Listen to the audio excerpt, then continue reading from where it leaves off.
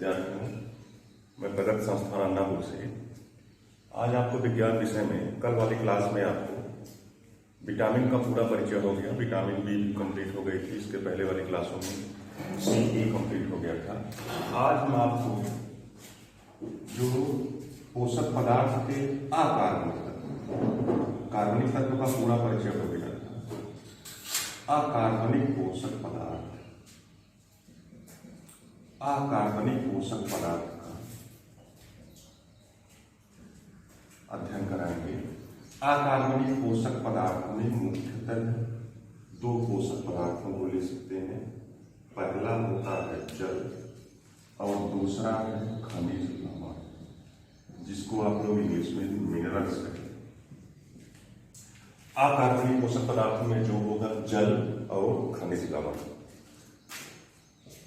खनिज लवण में मुख्य रूप से जैसे कैल्शियम है, फास्फोरस है, पोटेशियम है, सोडियम है, मैग्नीशियम है, आयोडीन है, मैग्नीज है, मॉलिब्डेनम है,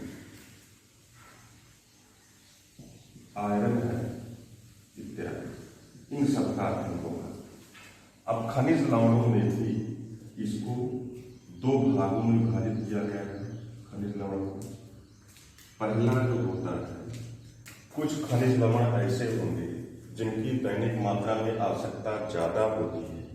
ऐसे खनिज लवण जिनकी दैनिक जीवन में या रोज आपको आहार में आवश्यकता ज्यादा होती है, उनको कहते हैं अधिभार तत्व, या इंग्लिश में कर सकते हैं माइक्रो एलिमेंट। और कुछ सूक्ष्म तत्व ऐसे होंगे जिनकी दैनिक जीवन में आवश्यकता कम होती है, इनको कहते हैं सूक्ष्म मात्रिक तत्व। इनकी आवश्यकता दैनिक जीवन में कम होती है, लगभग माइक्रोग्राम में होती है। इनकी आवश्यकता मिलीग्राम में होती है। तो जिनकी आवश्यकता कम होती है उनको कहते हैं माइक्रो एलिमेंट या सूक्ष्म मात्रिक तत्व।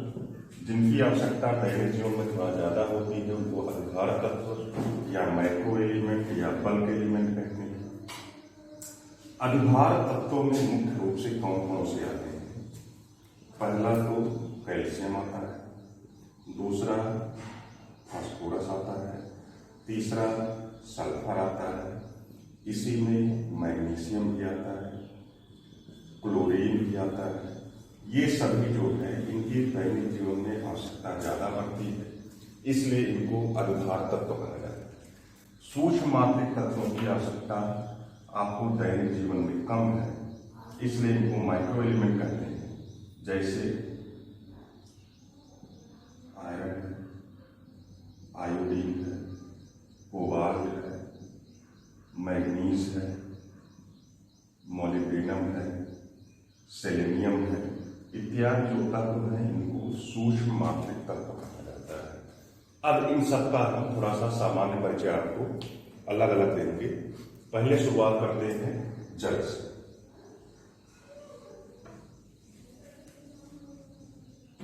पहला तो जल के बारे में लगभग सभी लोग जानते हैं। इसके दो एक जो मुख्य कार्य हैं वो आपको हम बताते हैं। जल का शरीर में क्या क्या कार्य होता है।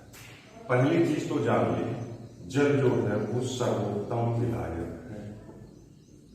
ज्यादातर चीजों को अपने में घोलता है, इसलिए इसको सर्वोत्तम विलायक माना है। दूसरी चीज, शरीर के पोषण द्रव्य में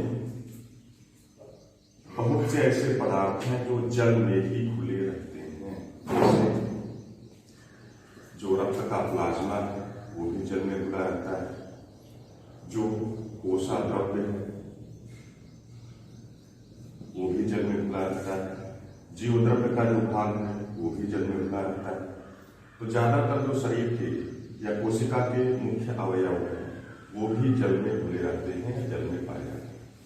तीसरा जो इसका सबसे मुख्य कार्य है वो है शरीर के ताप का नियंत्रण करना। शरीर के ताप का नियंत्रण करना, क्योंकि मनुष्य जो है वो समतापी प्राणी माना जाता है। इसका तापक्रम हमेशा हर वातावरण में आपका 37 डिग्री सेंटीग्रेड होगा। तो शरीर के ताप का नियंत्रण करना जल का मुख्य कार्य है, क्योंकि मनुष्य समतापी है। जो कुछ ऐसे भी जंतु होते हैं जैसे मेढक वगैरह, ये असमतापी होते हैं कि शरीर का तापमान घटता बढ़ता रहता है, लेकिन मनुष्य के शरीर का ताप नियत है, इसलिए शरीर के ताप का नियंत्रण करना भी जल का एक मुख्य कार्य है। एक मुख्य कार्य जल का और है कि शरीर में अम्ल क्षार संतुलन, शरीर में अम्ल क्षार संतुलन को बनाए रखना है। ये भी शरीर का एक मुख्य कार्य है, शरीर में अम्ल क्षार संतुलन को बनाए रखना।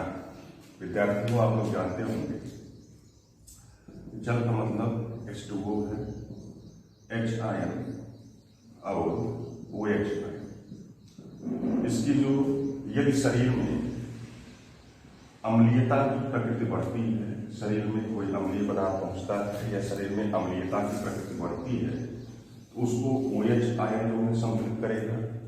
यदि शरीर में क्षारीयता की प्रकृति बढ़ती है तो उसको हाइड्रोजन आयन संतुलित करता है। तो इसीलिए माना जाता है कि शरीर में अम्ल क्षार संतुलन बनाए रखने में भी जल की महत्वपूर्ण भूमिका है।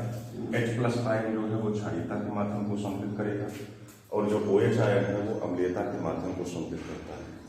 तो ये मुख्य रूप से हो गया आपके जल के कार्य। अब आते हैं खनिज लवणों में। जो मुख्य खनिज लवण हैं उनके शरीर पर क्या प्रभाव है, उनकी आवश्यकता क्या है। चलिए, अब इसको जो है इतना नोट कर लिया गया तो फिर आगे हम चलते हैं। अब जो खनिज तत्व हैं, खनिज तत्वों में सबसे पहले हम लेते हैं ऐसे खनिज तत्व जिनकी दैनिक जीवन में आवश्यकता आपको ज्यादा, लगभग 500 से 800 मिलीग्राम, जैसे कैल्शियम है, फास्फोरस है, इन सब की शरीर में आवश्यकता ज्यादा है। इनका सबसे पहले वर्गीकरण किया जाए तो पहला आप लोग मीनिंग डालेंगे कैल्शियम। कैल्शियम के मुख्य रूप से क्या क्या कार्य हैं। तो कैल्शियम में विद्यार्थियों पहले ये जानना है, पहला तो कैल्शियम का सबसे मुख्य कार्य है कि हड्डियों एवं दांतों के निर्माण में सहायक। मानव शरीर में सबसे ज्यादा मात्रा में कैल्शियम तत्व ही होगा, क्योंकि ये हड्डियों में भी होता है, दांतों में भी होता है। तो हड्डियों एवं दांतों के निर्माण में सबसे ज्यादा सहायक जो है वो कैल्शियम तत्व है। और कैल्शियम मिनरल की जब कमी होती है तो शरीर में जो विटामिन डी की प्रक्रिया है, विटामिन डी का जो मेटाबॉलिज्म है वो भी प्रभावित होता है। इसलिए कैल्शियम शरीर में सबसे ज्यादा आवश्यक है। और इसकी जो है कम से कम 500 से 850 या 900 मिलीग्राम पर डे आवश्यकता होती है कैल्शियम की। और इसका जो मुख्य स्रोत होता है, पहला तो जितने भी दूध से बनी वस्तुएं, दूध से बनी वस्तुएं या फिर जो अंकुरित अनाज है, अंकुरित अनाज में चावल को छोड़ करके दूध से जो बनी वस्तुएं हैं, अंकुरित अनाज है, इन सब में सबसे ज्यादा कैल्शियम की आवश्यकता होती है, कैल्शियम मिलता है। दूसरा जो कैल्शियम का मुख्य कार्य है, नाड़ियों को स्वस्थ रखता है, नाड़ियों को स्वस्थ रखता है, हड्डियों और दांतों के निर्माण में सहायक है, नाड़ियों को स्वस्थ रखता है। और कैल्शियम रक्त अस्कंदन में सहायक।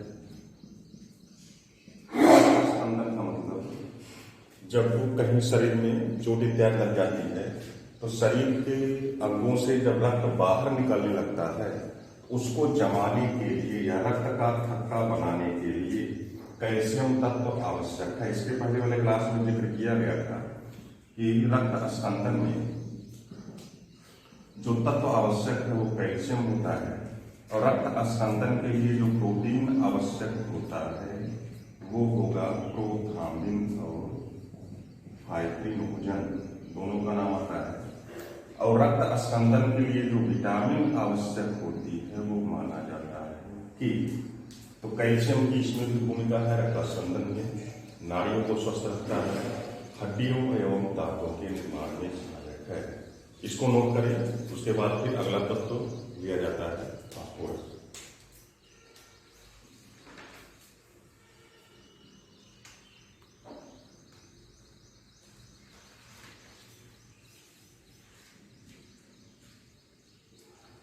अब कैल्शियम के बाद दूसरा तत्व लेते हैं फास्फोरस।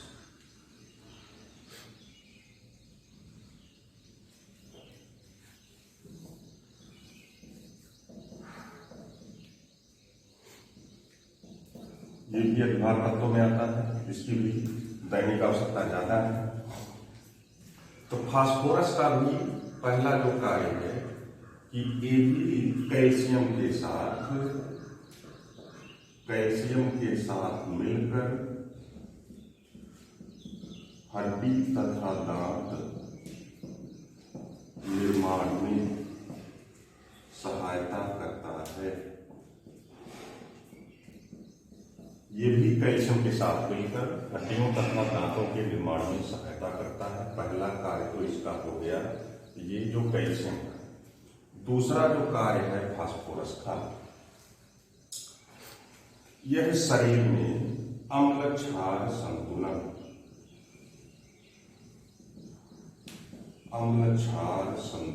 भी स्थापित करता है।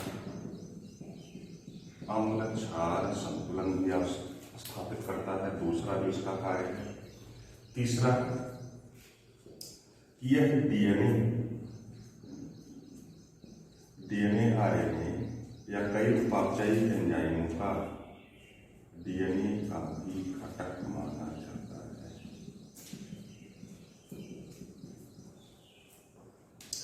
और इसकी कमी से भी एक रोग होता है जिसका नाम है डेलीरियम। ये ध्यान देना है, पूछता है डेलीरियम रोग किस खनिज तत्व की कमी से होता है, तो बताना है फास्फोरस। इसमें होता है शरीर में ऐंठन होती है या फिर अंगों में कंपन होती है। शरीर में ऐंठन तथा अंगों में जो कंपन होने की स्थिति है, इसकी जो तीव्र स्थिति है, इसी को कहा जाता है डेलीरियम। तो फास्फोरस में मुख्यतः हो गया कैल्शियम के साथ मिलकर हड्डियों तथा दांत के निर्माण में सहायता करता है।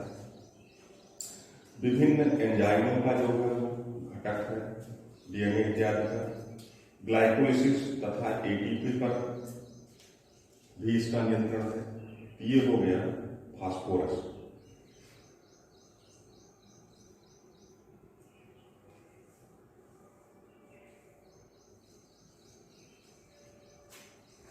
चलिए, इसमें जो है डेलीरियम को फास्फोरस में नहीं बल्कि मैग्नीशियम करना है, ये चीज छोड़ दें। ये डीएनए आरएनए का केवल घटक है। ये जो डेलीरियम वाली स्थिति है वो मैग्नीशियम में आएगी। अब अगला जो तत्व है उसको लेते हैं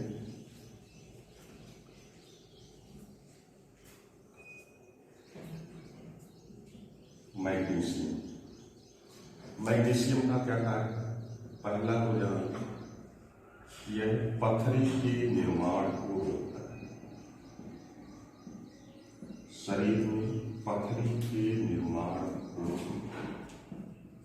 रोकता है, मैग्नीशियम हो गया। फिर उसके बाद लेते हैं सोडियम को। सोडियम का जो मुख्य कार्य है, तंत्रिका आवेगों का नियमन,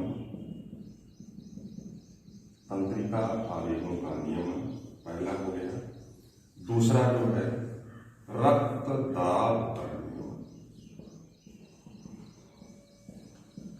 दाब का नियमन करता है सोडियम। और इसी में एक और जान लें, पोटेशियम। सोडियम रक्त दाब का नियमन करेगा और पोटेशियम जो होता है ये हृदय की धड़कन का नियमन करता है। हृदय की धड़कन का जो नियमन करेगा वो पोटेशियम, और जो रक्त दाब का नियमन करता है वो होता है सोडियम।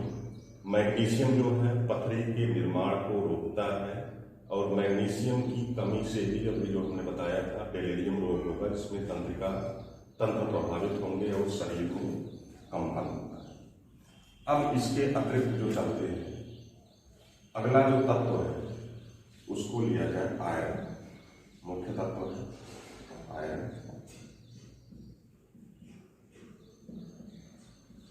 देखिए, शरीर में आयरन की कमी से सबसे पहला होगा एनीमिया, जिसको कहते हैं रक्तअल्पता, क्योंकि आयरन जो है वो हीमोग्लोबिन के निर्माण में मदद करता है, हीमोग्लोबिन के निर्माण में मदद करता है, इसलिए इसकी कमी से जो रोग होगा उसको कहते हैं रक्तअल्पता। इसके अतिरिक्त यह साइटोक्रोम तथा मायोग्लोबिन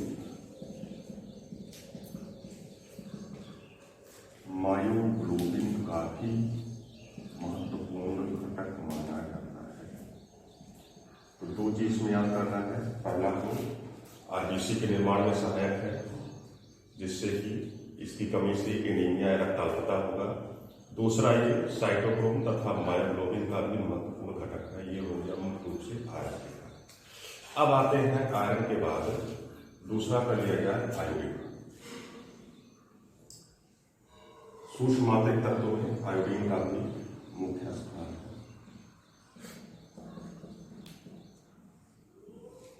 सबसे मुख्य तो यह है थायरॉक्सिन। थायरॉक्सिन हार्मोन के निर्माण में सहायक है। थायरॉक्सिन हार्मोन के निर्माण में सहायक है आयोडीन। आप लोग जानते होंगे कि शरीर की सबसे बड़ी अंतःस्रावी जो ग्रंथि मानी जाती है वो थायरॉक्सिन भी मानी जाती है। अब सबसे बड़ी छोटी ग्रंथि बनाता है, दो तीन चीज और बता देते हैं। मान लीजिए आपसे पूछा जाता है कि मानव शरीर की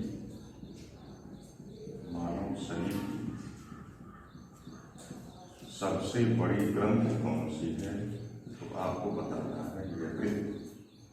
दूसरा पूछ लिया गया है मानव शरीर की सबसे बड़ी अंतःस्रावी कौन सी ग्रंथि है, तब आपको बताना है थायराइड।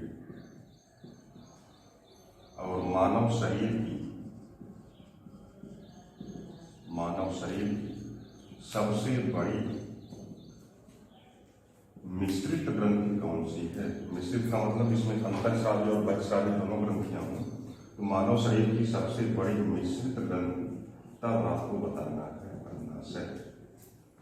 और ऐसे पूछा जाए मानव शरीर का सबसे बड़ा अंग कौन सा है, तब आपको बताना है त्वचा या स्किन।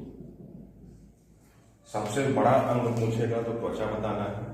मानव शरीर की सबसे बड़ी ग्रंथि पूछेगा तो यकृत बताना है। मानव शरीर की सबसे बड़ी अंतःस्रावी ग्रंथि पूछेगा तो थायराइड बनाना है। मानव शरीर की सबसे छोटी अंतःस्रावी ग्रंथि पूछेगा तब आपको बताना है पिट्यूटरी। ये भी 3-4 क्वेश्चन ध्यान में रखिएगा क्योंकि कंफ्यूजिंग है।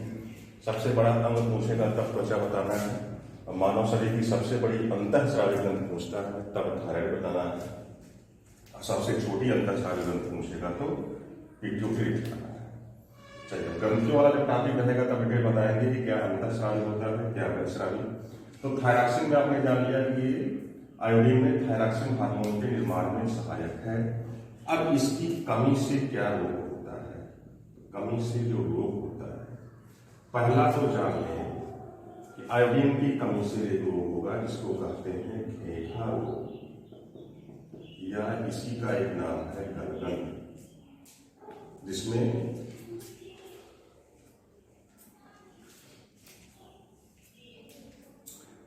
गले का जो भाग होता है वो फूल जाता है, गले की हड्डियां फूल जाती हैं, इसी को घेघा रोग कहते हैं। दूसरा जो रोग है इसकी कमी से एक होता है जड़ मानवता। जड़ मानवता का मतलब कि मानव जो है, जड़ का मतलब होता है मूल। इसमें मानव के मस्तिष्क का विकास कम होगा और शरीर भी बौना होगा, और बालक जो होगा वो मंद बुद्धि का होगा। इसी को कहते हैं जड़ मानवता। घेघा रोग में गले की हड्डी फूल जाती है। तीसरा जो होता है जिसको कहते हैं मिक्सीडीमा, आयोडीन की कमी से होगा। मिक्सेडिमा का मतलब होता है कि जो आपकी त्वचा के ऊपर जो है, शरीर की त्वचा के अंदर पानी सा भर जाता है, जिससे आपकी शरीर मोटी या भद्दी हो जाती है। और इसके अतिरिक्त मुख तथा मुख का जो कुछ भाग होता है वो फूल सा जाता है, बड़ा सा हो जाता है, चेहरा भद्दा हो जाता है। तो भद्दापन आ जाता है चेहरे में और शरीर मोटी हो जाती है। एक चीज और होता है इसकी कमी से, जिसको कहते हैं हाशीमीटो। हाशीमीटो रोग में क्या होता है? हाशीमीटो रोग का मतलब इसमें जो थायरॉक्सिन का स्राव होगा बहुत अल्प मात्रा में होगा, और उसके उपचार के लिए जो दवाइयां दी जाती हैं वो शरीर में समझिए विष का कार्य करती हैं। इसीलिए हाशीमीटो रोग को थायराइड की आत्महत्या भी कहा जाता है। इसीलिए इसको थायराइड की आत्महत्या भी कहा जाता है, क्योंकि इसमें जो दवाइयां दी जाती हैं वो शरीर में विष का कार्य करती हैं। इसमें आयोडीन की बहुत ज्यादा कमी है। ये हो गया आयोडीन की कमी से होने वाले रोग। इसको नोट करें। फिर उसके बाद जो है 2-1 तत्व और बचते हैं मुख्य मुख्य, उसके बारे में थोड़ा सा बता रहे हैं।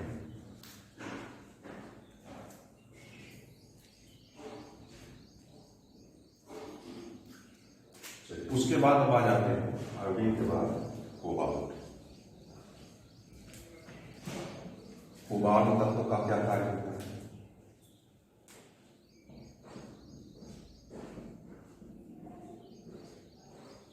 पहला चीज तो जानने की ये विटामिन B12 का घटक है।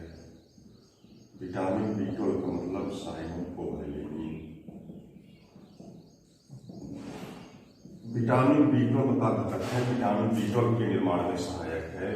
और इसका जो सबसे मुख्य कार्य होता है कि आरबीसी के परिपक्व में सहायता करना, आरबीसी की मेच्योरिटी में सहायता करना, आरबीसी के परिपक्व में सहायता। और इसकी जब शरीर में कमी हो जाती है कोबाल्ट तत्व की, तो आरबीसी का निर्माण कम हो जाता है। और आरबीसी का जब निर्माण कम होता है तो शरीर में ब्लड की कमी होगी। ब्लड की कमी होती है तो इसी रोग को कहते हैं एनीमिया। और इससे जो उत्पन्न एनीमिया होती है उसको कहते हैं परनीशियस एनीमिया या प्राण घातक एनीमिया। क्योंकि आरबीसी का जो जीवन काल होता है वो 120 दिन का होता है। 120 दिन के पहले ही आरबीसी मृत हो जाती है, जिससे शरीर में ब्लड की कमी हो जाती है और जिसको एनीमिया कहते हैं। और इस एनीमिया का नाम परनीशियस एनीमिया या प्राण घातक एनीमिया है। कोबाल्ट तत्व के बारे में इसका स्क्रीनशॉट ले लें। फिर अगला तत्व हम बताते हैं कोबाल्ट के बाद।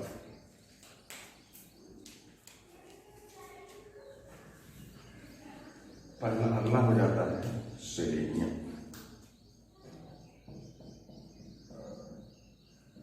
सेलेनियम इसके बारे में केवल जान लेना है कि ये विटामिन ई का घटक है।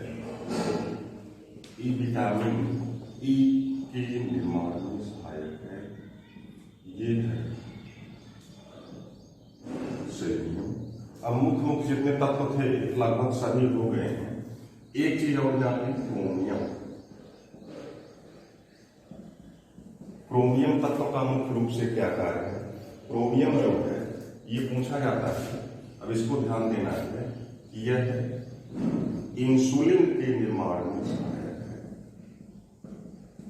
इंसुलिन हार्मोन के निर्माण में सहायक है क्रोमियम। इसके कार्य को ध्यान देना है क्योंकि इसका कार्य जो पूछा जाता है। क्रोमियम तत्व इंसुलिन हार्मोन के निर्माण में सहायक है।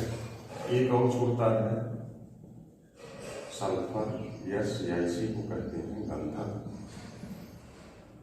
तो सल्फर जो है शरीर में आपके जो प्रोटीन है, प्रोटीन की जो छोटी इकाई अमीनो एसिड है, तो अमीनो मुख्य रूप से ये अमीनो एसिड का घटक है। अमीनो एसिड का जब घटक है तो इसका मतलब इसको आप मान सकते हैं कि ये प्रोटीन का ही घटक है। तो सल्फर जो है शरीर में प्रोटीन का घटक है। क्रोमियम इंसुलिन हार्मोन के निर्माण में सबसे अधिक सहायक है। सेलेनियम जो होगा वो विटामिन ई के निर्माण में सहायक है, विटामिन ई का घटक माना जाता है। कोबाल्ट के बारे में आपको हमने बता दिया, आयोडीन को बता दिया, आयरन को बता दिया। अब एक चीज और जान लें, मैग्नीशियम।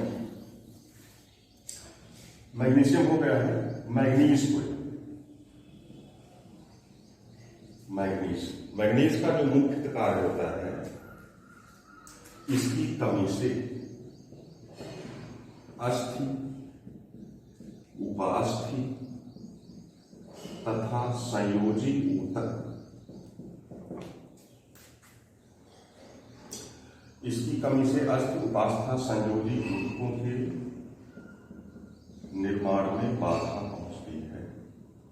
इसका मतलब ये आवश्यक है आपकी अस्थियों के लिए, उपास्थियों के लिए तथा संयोजी ऊतकों के निर्माण के लिए मैग्नीज आवश्यक है। मुख्य रूप से मैग्नीज का यह कार्य है। अस्थि का मतलब जान ही रहे हैं, जिसमें आपकी ओसिन प्रोटीन होती है। अस्थि, उपास्थि का मतलब जो हड्डियों का लचीला भाग होता है उपास्थि कहा जाता है। संयोजी ऊतकों में आपका ब्लड भी आ जाता है, ब्लड भी एक तरह संयोजी ऊतक है। तो अस्थि, उपास्थि तथा संयोजी ऊतकों में के निर्माण में मैग्नीज जो है सबसे मुख्य रूप से सहायक होता है। एक और छूट रहा है क्लोरीन। क्लोरीन के बारे में भी जान लें। क्लोरीन पहला तो जान लेंगे, जठर रस का सहायक है। जठर रस जो है ये स्रावित होता है आपके आमाशय से। आमाशय से जो जठर रस स्रावित होता है, जठर रस में पाया जाता है HCl, और HCl का जो Cl है ये क्लोरीन है। HCl जो है मुख्य रूप से आमाशय में स्रावित होगा, और आमाशय की जो एंजाइम आमाशय से निकलते हैं, पेप्सिन है, रेनिन है, लाइपेज है, उसको स्रावित होने में मदद करता है। और दूसरा जो इसका HCl का मुख्य कार्य होता है, ये भोजन को सड़ने से भी बचाता है, और जो भोजन में हानिकारक जीवाणु या तत्व वगैरह आ जाते हैं उसको भी नष्ट करने का जो कार्य करता है वो क्लोरीन करता है। और एक कार्य करता है, ये शरीर में अम्ल क्षार संतुलन, शरीर में अम्ल क्षार संतुलन भी स्थापित करता है। क्लोरीन के मुख्यतः दो कार्य करते हैं, जठर रस का सहायक होगा, अम्ल क्षार संतुलन होगा। अब हमको लगता है सारे तत्व हमने जो मुख्य थे वो बता दिए हैं। एक और बता देते हैं, फ्लोरीन। फ्लोरीन छूटा था, तो फ्लोरीन में ध्यान देना है। जो कैल्शियम है या फास्फोरस है वो अस्थि तथा दांतों के निर्माण में सहायक है, लेकिन जो फ्लोरीन है ये दांतों का ऊपरी भाग, दांतों का जो ऊपरी भाग है, शरीर का जो सबसे कठोरतम भाग होता है इनेमल, तो दांतों के ऊपरी भाग इनेमल के निर्माण में सहायक है। ये ध्यान देना है फ्लोरीन के बारे में। दांत के जो ऊपरी भाग के निर्माण में सहायक है वो फ्लोरीन है, और दांत के अन्य भाग जो होते हैं उसमें कैल्शियम तथा फास्फोरस दोनों मदद करता है। ये आपका हो गया फ्लोरीन से जो है खनिज तत्व के बारे में जानकारी हो गई। इसके बाद हम अगले क्लास में प्रोटीन क्या है, विटामिन है और वसा इत्यादि के बारे में बताएंगे।